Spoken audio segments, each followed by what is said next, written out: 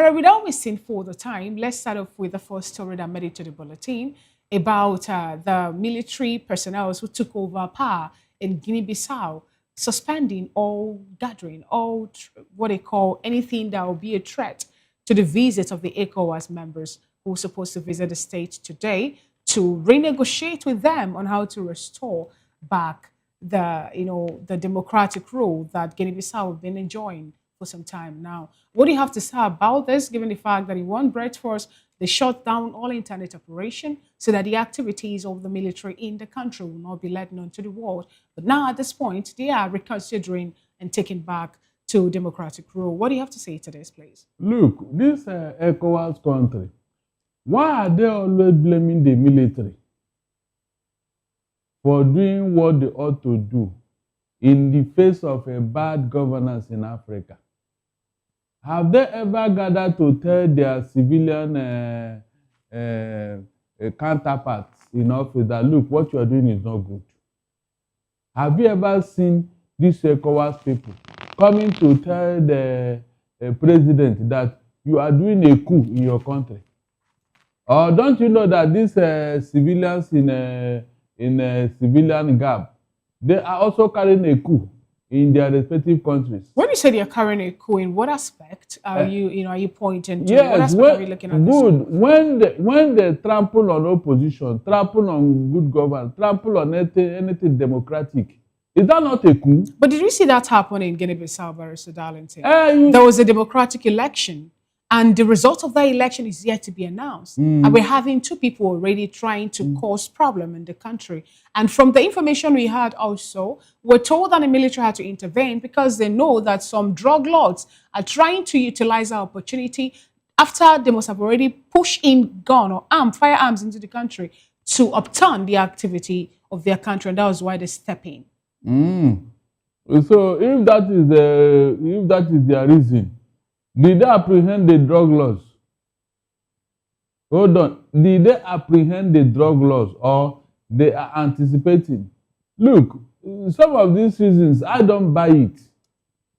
If they tell me now that the drug laws were sponsoring some candidate in the election, I would say yes, it's possible. So do you think the coup that happened in Guinea-Bissau is a sham coup? Do you also align with that line of thought? Yeah, because they sent the president to Senegal, Abi. We learned that today he's somewhere in the DR Congo. So, but he first of all went to Senegal, where they received him. Yeah. So they quietly took him out of the country, so that it doesn't look as if they want to do anything onto us. It was not like Jonathan said. It was not a palace coup. It was not a coup per se. It was a ceremonial coup. It was a ceremonial. It's like they agree with the president that, look, you can take over since I will not win the election. Is that not obvious? Or you don't see such a thing here? If the president finds out he cannot win the election, you can simply tell the military, come and take over. If that actually should be the reason, Barrister, then why is it that people are agitating, protesting in that country, and also, holding strikes so that they will protest how aggrieved they were with the military taking over activities in the country? They were all sponsored. You cannot tell me that they are doing this on their own. They were all sponsored. After all, the civilian people that have been there, were they doing well? Is it not this country that one family have almost colonized the whole place? Mbasogo, has he been doing well? Remember what the deal he had with the president when he handed over ECOWAS to him and all that. So, what are you saying? They are never good. They and the military that they are not good. But there's a saying that says the people deserve the government that they have. If we keep on talking about the government being bad, Barrister, let us not forget that the people made up the government. The people sometimes who go out there to cast their vote and elect people that they believe will serve their interest. So when you're saying they are not good, we have people who are still speaking in favor of those who we have, manning some political offices. Look, in any environment, there are people that are gullible. It is the gullible people that the politicians manipulate and use. They are the weak link that the politicians always use. And these people, they don't even know what is going on.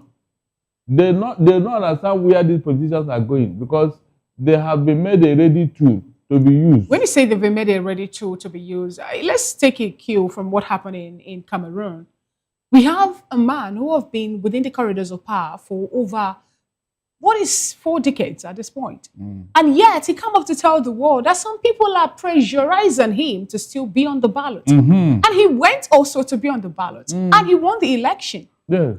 And he was declared winner. And people were protesting him being there. And other persons were also cramming down on the people protesting his images. And we saw other people protesting against the protesters. So when you say, they are all bad, or maybe they are championing these persons who are no longer there, who have been brainwashed to be there, we're still seeing the people playing part in all this. You see, when you have the majority of the people being illiterate, politically illiterate, these are the people they use. Can you tell me that in the Western world, there will ever be somebody like a Paul Biya? Tell me.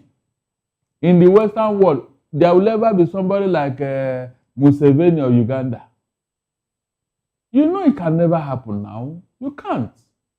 You can't try it.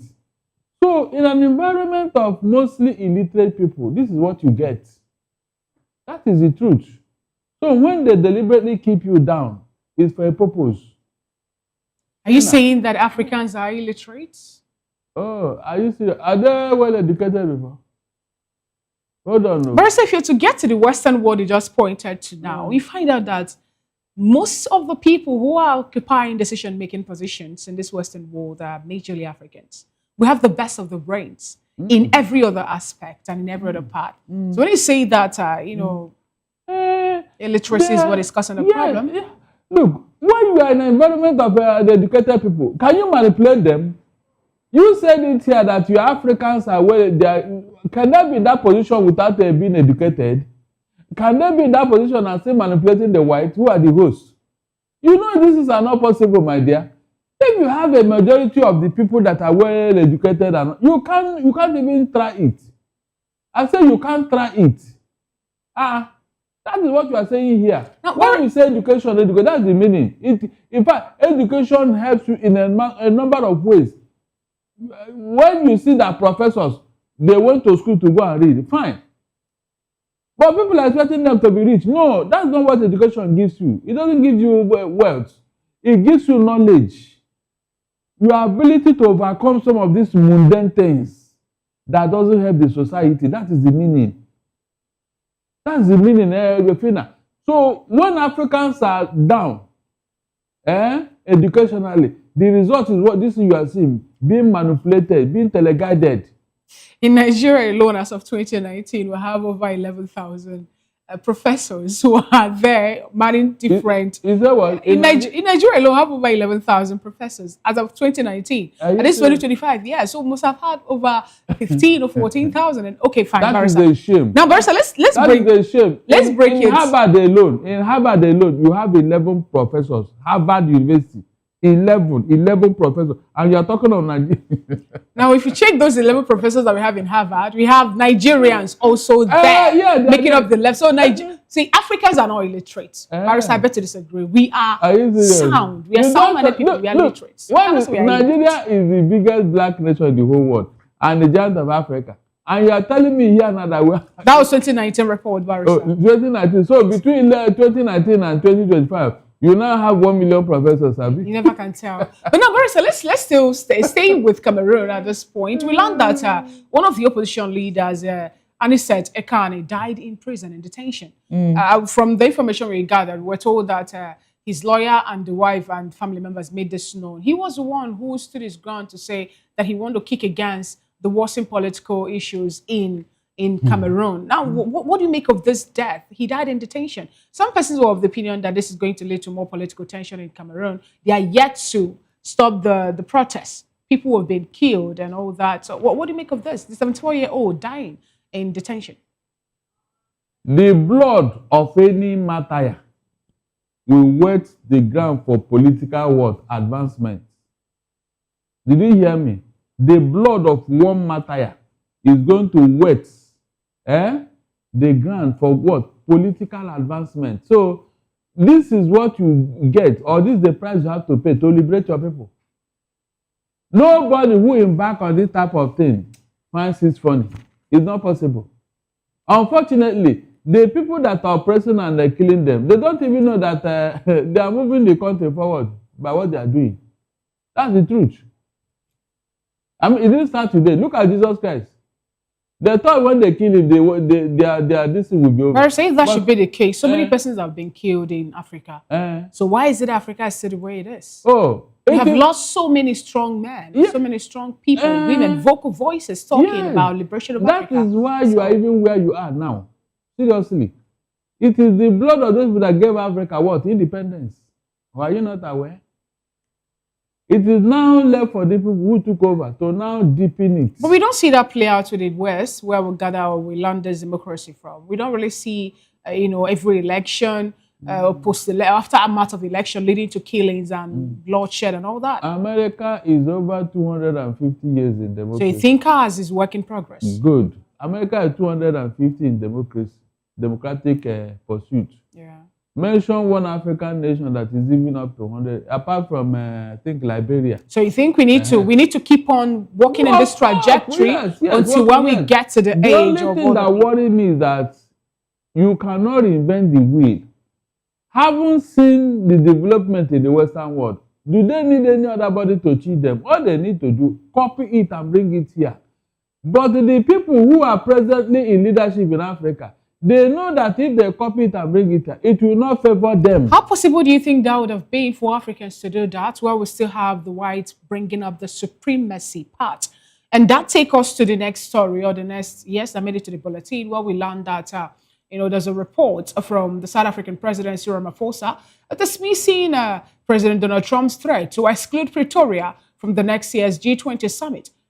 In this particular case, we learned that Trump wanted him to secede or to hand over the G20 leadership to, a superior embassy member. And he said, no, he's not going to do that. And with that, and reason Trump gave was a marginalization of the white minority in South Africa, which, according to him, he said is a barbaric act. It shouldn't be there, that the blacks in South Africa are oppressing the whites in South Africa. Recall that after the apartheid move, some people were waiting for the likes of the Nelson Mandela to declare, make a statement, let the Boers go. We know the story of the emergence of the Boers and all that, the Boer trek and every other thing. But yet, he believed in the spirit of, staying together and every other thing. But now we're getting this coming up from Trump. What do you have to say about this, please? It is because of the failure of leadership in Africa. That is why you will even have a Donald Trump kicking against these things. Seriously.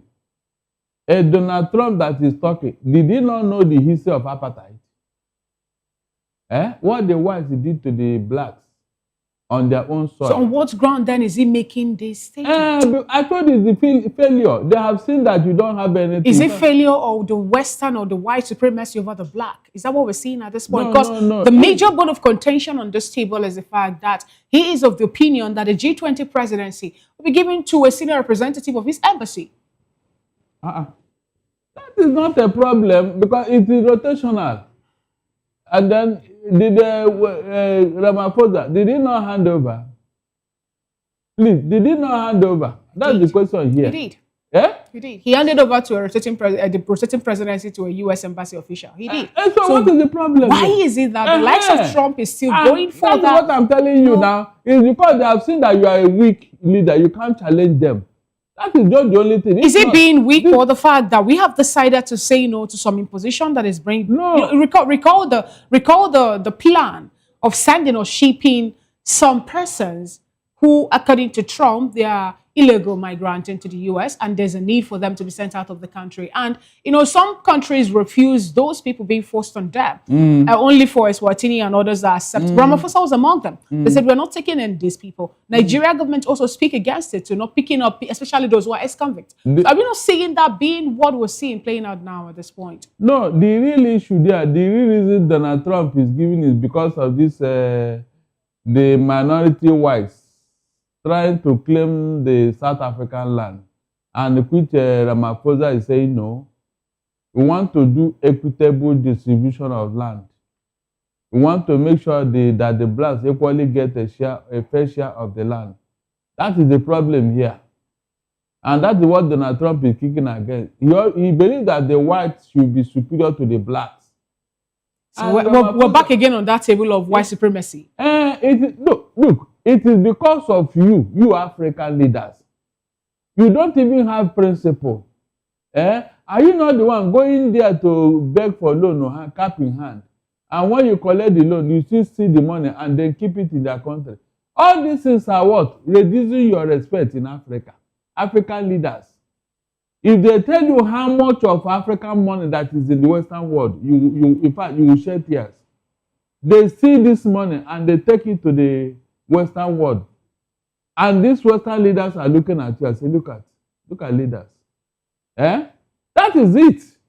They have seen you all, nothing left. So what does this portend, the exclusion or possible eviction of Pretoria from the next G20 summit? No, they only said they will not invite them. Yes, if they are not being invited, they are members of the G20. So if they are not being invited, what does that portend for Africa? It doesn't portend anything. The next leadership can invite them. Abi? That's all. It's done in international diplomatic relations. Excluding member of the G20 from participating in the G20. Not excluded. They said they will not be invited. If they are not invited, that shows they are not going to attend. And if you are not invited to my country, it doesn't mean that you have been evicted from or you have been rejected from the membership. No, you can't do that. But how does he even have the right? Let's look at the legal parts of it. How possible or feasible do you think that will be? Saying that Pretoria will not partake or be part of the G20. Fina, I just told you here. After all, there are members that didn't attend in South Africa. It's not that they were not allowed to come or whatever. For one reason or the other, they didn't come. And the meeting still went on. So if Donald Trump said that they will not be invited in September next year, I mean, it doesn't remove anything now. All right. He didn't say that they were expelled from the membership. No, did you hear that word? He said he's not going to give them invitation. So yeah, exactly. So they won't come. That's as simple as that. Then the next this thing can take over and then anybody can come. All right, Barrister, let's go to Tunisia, where we learned that police have arrested prominent opposition figure Chaima Issa, who was protesting somewhere in Tunis, and she has been handed over 20 years in prison sentence for protesting against the other party that happened to be in power, that is the President Kais Saied.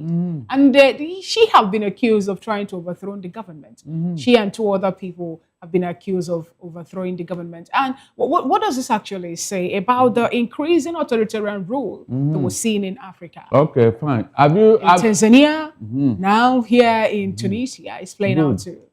Have you seen why African leaders are losing it? Have you seen how African leaders are calling for coup on their own? Democracy, is it not a government of free speech, opposition, dissenting voices? Why should it now turn into a weapon of oppression and suppression? These are the things the Western leaders are looking at.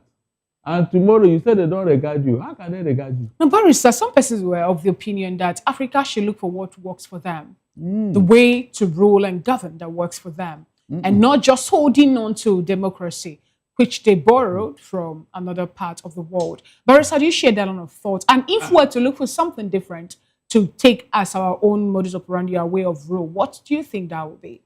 Look, you cannot invent the wheel. Democracy is the best way to go because of the freedom it allows for everybody.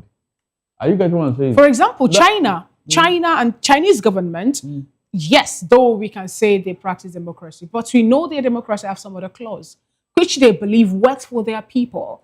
And they have been championing that. And we could see how everything in that country is working and how it turned around and all that. Now, do you think that Africans in their peculiar nature should embrace a different pattern of rule? And what could that be, since it looks like the democracy that we picked from America, 250 years, their own is still working, but it's more like ours is not really working or functioning? Fina, please, nothing can work here as a form of government created by Africa, because African states are colonies of different Western powers.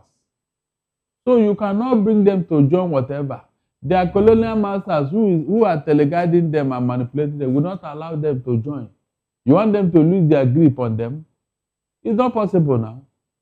The way Africans was created and the way they got their independence will not allow for any other whatever that will, bring them together. It's not possible. They can't even do that because of what they have enjoyed under this their so-called democracy. That's the truth. All these dictators who are in office, using democracy, using a presidential and parliamentary system as a cover, they wouldn't want to let go. They wouldn't. You don't want them to want to remove fruit from their mouth. So, except we now practice this democracy the way it is done in the Western world, that is all we need. But the Western world is not Africa. You just made mention of us now having or being part of a different colonies, and we're being forced to be together. Yes. Now, don't you think that we need to look for something that works for us, just the way we are different, for us to be able to harness and champion a single goal? I have just told you here that it is not possible. America did it, and you know that in America we have different people of different origin, of different background, different color and race, yet they were able to come up with democracy that have helped them for over 250 years. They are still running. From the way this thing is done, from the studies over centuries about parliamentary and presidential system, the only thing in between is what? Communism or socialism, which backfired in USSR. A strict observance of the communist governance brought USSR down. That's the truth. That was why when China copied it, they now blended it.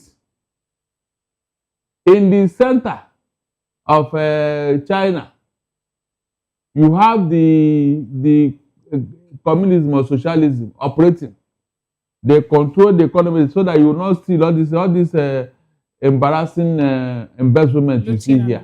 It can never happen here. And they now gave the satellite states freedom to go and do capitalism and work and turn them into industrial base. That's why you have so many people working hard in China for their money. Government gave them that privilege and that leeway. But the center is controlling what they are doing so that nobody will see one kobo in China and get away to enjoy it. It cannot happen. That's what is standing for China today. That particular principle. That is why you see China standing today. If not, some wicked men would have taken away their resources to go and embezzle it like they do here in Nigeria. So they made it as a principle. Even the country's leadership, nobody in China, no matter how highly paid, can see $1, one like this, and you didn't pay for it. So what advice are we given? What would be the solution? Can you do that here in Africa? In Africa, because in Tunisia, it's becoming a bit scary when we learned that courts handed over jail terms, from ranging from 20 to 45 years to opposition leaders, business leaders, and even lawyers, charging them for conspiracy and part to overthrow the president. They made a mistake. They should have made the 1 million years so that it will now sink well. When they finish the time, their children and their children will continue the jail sentence. Abi? It's good. We are growing up as an African state. We are growing up. Go and check. Most of the time, is it not election? Go and check. Most of the time, African leaders happen. Is it not election? Election. You have been there. You don't want to do the needful and win the election in a free and fair environment. You introduce all manner of things. And when the opposition kick against you, you clamp them into detention so that nobody can challenge you. Is that not the election that causes problem in Africa? Go and check.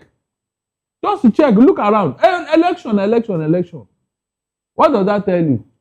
Because the man at the helm of affairs, he doesn't want to leave office. And you ask yourself, what is the problem? What do you want in life that you have not gotten? You don't want to sit down there. Is it your father's property? As you say, you are defending your property. It is my own. Why should I give it up? Why should I allow somebody to come and take over? This kind of mentality is what is killing African leaders. In the last 1 year, how many prime ministers have you seen in UK? Some just resign on their own because they couldn't cope. Is that not true? Eh? Yeah. So, they on their own without Nigerian president and the UK premier. Who has more power? The economy of UK and that of Nigeria, is it comparable? As to say, well, they are not the same thing. What is that you have that UK is even your colonial master? So what is that thing that you see? When you grow up in a very bad environment, it's very dangerous. All these people that we are grooming in Africa, this dictatorship mentality in Africa, it has entered into their psyche that they don't want to see reason. All these are brothers that you said they are making waves in Western world. If they come here now, they indoctrinate them. That's why some of them don't want to come near here. The moment they come in here, they will tell them how to do things upside down. And when you are saying, yes, that's how we do it in Nigeria. Yes, that's how we do. Just do as they are told to. That's why most people, they don't want to come here and help the government. So what's the way forward? We're looking for solution now on the state. My dear, nothing turned out well, except there is what? Problem from it. Except the problem happens, people don't learn a lesson. This thing they are doing, I pray that they continue until the people, until the people say, in fact, enough is enough. But so we have 7 African countries already down with coal. 7 already down. And then other people, other countries are still, you can say, some are still loading. Yes. So how do we avert this? That was what I was asking earlier. If the democracy is not working, what other way or means of rule or leadership are we going to embrace? Because we see people moving away from democratic rule to military rule and all that. It's working. It's working. I said, since the creation of Africa as a continent, is there any major revolution here? Have there been any major, apart from Arab thing, okay, it cuts across Arab states.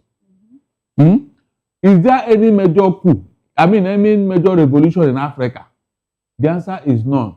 If you have something like a French Revolution or a Russian Revolution, don't you think that the brain of these leaders will reset? Don't you think so? We'll get to that point because other countries have it now. Other Western nations, they had it, and that brought sanity to their country. Is that not true? So, if African leaders don't want to learn a lesson from what happened to the Western leaders, then all well and good. But all I know is that they are working toward that answer. Because evil doesn't last forever, as far as I'm concerned. If they have refused to learn how Russian USA leaders were behaving like Lord, they called them SARS at that time. They were behaving like Lord. That other woman in France said that if the people cannot eat bread, they should not buy cake and all that. They said, so if you cannot afford bread, then is it cake that we can afford? So that is how you look at it, Abi. And they enter the streets. And the rest is history. So it will get to that point. At least if one can happen in Africa, oh my God, you will see the results. You see the results. All right, thank you so much, Barrister Darlington. This is how far we can go with the news analysis on African News on Voice of the People Television. We're pressed for time already. We sincerely appreciate your presence in the news. Okay, you're watching the African News on Voice of the People TV. We'll go on a quick break. I will come back. The rest of the news continues. To stay with us.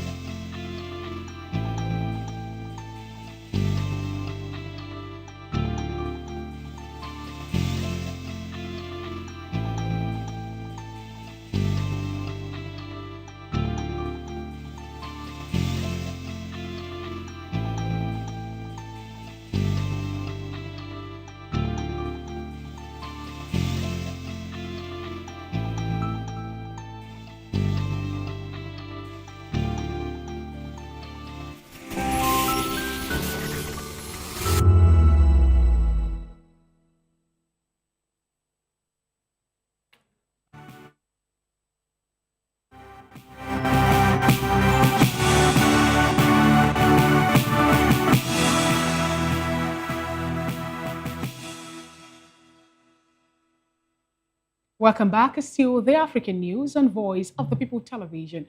The Senegalese authorities are racing to prevent a potential oil spill after water entered the engine room of the Panamanian flagged oil tanker Mercina near Dakar coast, the port authority said on Sunday. The vessel is owned by Turkey's Mersin Shipping Incorporated and managed by Besiktas Shipping, according to data from the London Stock Exchange Group. The incident, which led to the vessel issuing a distress signal, occurred overnight from November 27 to 28, prompting the development of tugboats and specialized teams from Senegal's Navy and Maritime Authority, the Port Authority said. The Port Authority did not give details about the incident, but said all crew members were safely rescued with no reported injuries. Still in the news, Ethiopia and the Netherlands are set to celebrate a century of trade relations in 2026, cemented by a renewed focus on boosting Ethiopia's agricultural sector and promoting sustainable development. Paula Shindela, the deputy head of mission at the Netherlands embassy, announced the milestone and detailed the future of the partnership. Speaking to newsmen, Shindela highlighted both the historical roots and the future potential of the collaboration. Shindela explained that the current partnership model is designed to integrate development goals with private investment for mutual benefit. In South Sudan, Juba City Council JCC Mayor Christopher Serafino Wani has said that the deployment of security forces in Koyokoni and custom markets in the city over the weekend was to restructure operations and to enforce a ban on street vending. While addressing traders on Sunday evening, the mayor dismissed rumors of social media that there was insecurity in the market and that the government was closing them. The mayor urged traders to cooperate with the JCC to ensure safety and security in the markets. He explained that regulating market ensures that traders are protected and that their clients are also safe. On a tragic note, at least 19 people died when heavy wind caused a boat to capsize on the Democratic Republic of Congo's Lake Mai-Ndombe, the governor of Mai-Ndombe province said. The boat had left the village of Kiri for the capital Kinshasa when it capsized on Thursday night, local government and civil society sources said. Another government official, Freddy Bonzeke Liki, estimated that the boat had been carrying at least 200 passengers and said the search for bodies continued. Riverboats are the main form of transport in many rural parts of Congo, but vessels are often outdated and accidents are frequent.